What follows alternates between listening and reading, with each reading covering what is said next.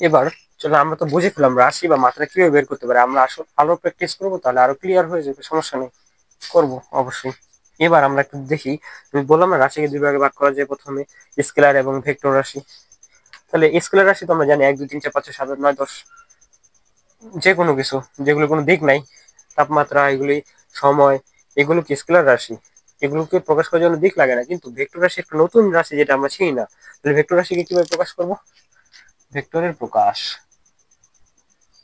ভেক্টরের প্রকাশ, ভেক্টর রাশির প্রকাশ আমরা দুই ভাগে পড়তে পারি।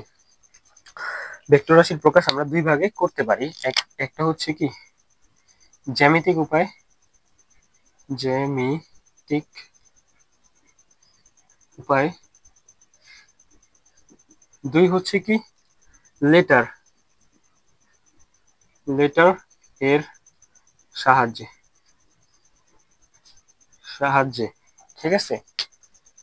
লেটারের সাহায্যে প্রকাশ করতে পারি বা জ্যামিতিক উপায়ে করতে পারি। জ্যামিতিক উপায়ে কিভাবে করবো? একটা ভেক্টর রাশিকে যদি প্রকাশ করতে চাই, মনে করেন এই একটা হলো ভেক্টর রাশি, তাহলে এটাকে আমি একটা তীর চিহ্নের মাধ্যমে প্রকাশ করতে পারি জ্যামিতিক উপায়ে। এই একটা ভেক্টর, আচ্ছা, ভেক্টর রাশিকে আমরা একটা তীর চিহ্নের মাধ্যমে প্রকাশ করতে পারি। এবার দেখেন তো, আমি এটা বললাম তীর চিহ্নের মাধ্যমে প্রকাশ করতে পারি, তার উপরে আবার কি দিলাম, এই একটা ভেক্টর দিলাম না? এটা কেন দিলাম? বা না দিলেও হয়, কিন্তু এই এই জিনিসটা আলোচনা আপনি নিচেটাতে পাইবেন। আচ্ছা, যেটা হলো জ্যামিতিক উপায়ে আমরা ভেক্টরটাকে প্রকাশ করতে পারি একটি সরল রেখা টান, যার মাথায় একটু তীর চিহ্ন দিয়ে দিলে এটা ভেক্টর হয়ে গেল। বা আমি এইভাবে যেভাবে মন চাই এইভাবে দিতে পারি, কোনো সমস্যা নেই।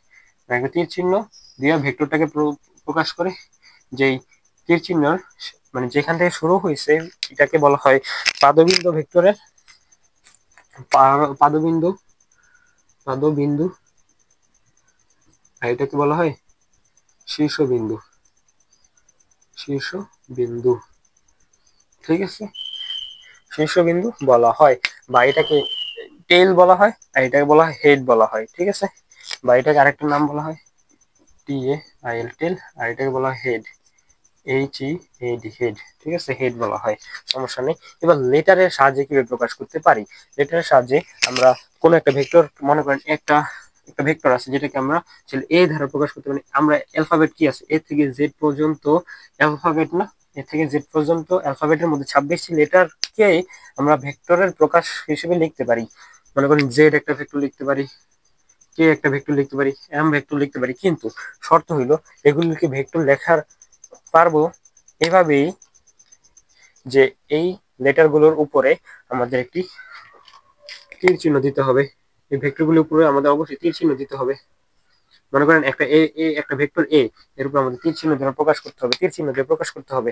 অথবা আপনি এটা বাদেও আবার কি করতে পারবেন, এ ভেক্টর লেখা, একটা এ লেখা, এর উপর একটা দাগ দিয়ে দিতে পারেন। আমি এখানে এ ধারাই বুঝিতেছি, আপনি এ থেকে জেড এর মধ্যে যে কোনো লেটার নিতে পারেন, সমস্যা নেই, উপরে দাগ দিয়ে দিবেন। আচ্ছা, এটা বাদ, এটা না দিয়ে আপনি চাইলে আবার এর নিচেও দাগ দিতে পারবেন, ঠিক আছে, নিচে একটা দাগ দিতে পারবেন, উপর থেকে চিহ্ন, মাথায় দাগ, নিচে দাগ, এবার দেওয়া যায়।